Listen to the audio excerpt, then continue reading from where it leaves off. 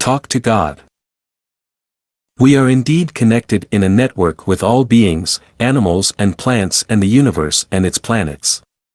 In BBC Earth, Planet Earth, Forests, we watch a bear catch a salmon in a river in Canada. Sir David Attenborough narrates the story. This annual feast helps her to fatten ready for the winter ahead. But it also helps the patch of forest where she lives. This female has an unusual relationship with the forest.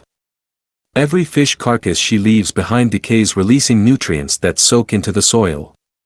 And there they are collected by a network of fungi. The treads attach themselves to the tree's roots. And nutrients from the fish collected by the fungi are then passed on to the trees. As a consequence, the forest around the river grows 3 times faster than elsewhere. And some trees here become as tall as any in the world.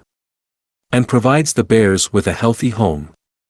We now know that such relationships exist in the forest all over the world. We are told that a whole community of animals and plants can depend on one tree. A tree fell can break thousands of long-established connections. Every one of these trees is an intricate ecosystem. Even the animals in their own way contribute towards the well-being of the forest and nature at large. Then we are shown another scene where the virgin jungle is cleared and replaced by a single species of trees in Brazil. The jungle is cleared to plant eucalyptus trees, originally brought in from Australia, that sadly, are unable to build relationships with most of the native plants and animals. These trees are not spared either, as they brought down at age 5, and their pulp made into paper. We just can't stomach watching what man does to nature in the very world he lives in.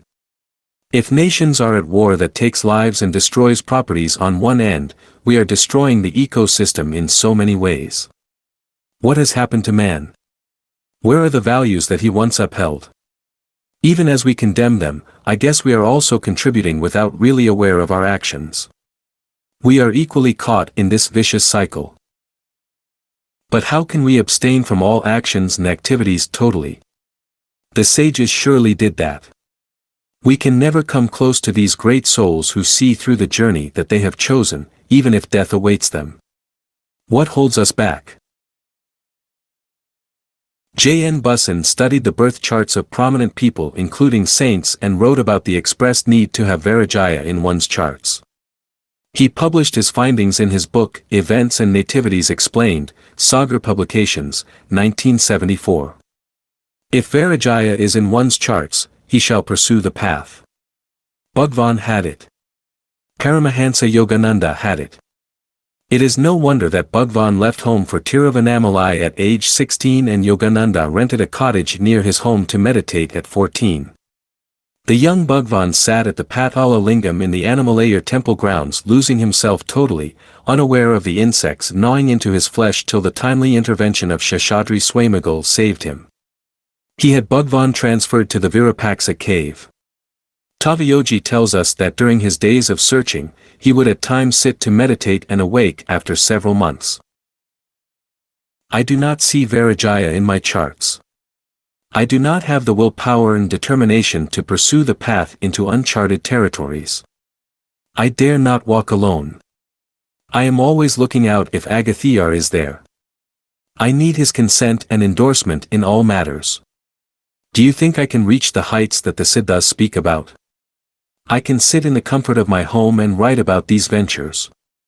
But what if I am left in the wilderness alone, just like Tavayogi describes, fanning for oneself, going hungry for days, seeking shelter from the rain and thunderstorms, trying to keep himself alive from being bitten and ate alive by insects, reptiles and animals?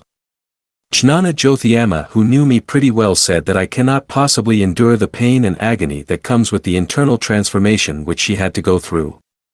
Agathiyar too told me that he knew pretty well that I cannot tolerate even the slightest pain. Yet the most compassionate Father is giving me these experiences in the comfort of my home, tuning its intensity to the very minimum. Should not I appreciate what he is doing for me? Why does he need to bother about me in the very first place? I know that he knows, and is reading my mind and thoughts, and following my actions. This blog in a way has become a medium of communication between us. A reader and friend mailed me, I don't know how to get direct answers. Can you please ask? I told her to seek the nadi where Agathir shall clear the air. Paramahansa Yogananda asks us to speak to God. Neil Donald Walsh does that and has published these, Conversations with God. Agathir told me back then in the nadi that he was always speaking to me. But I was not listening, I guess.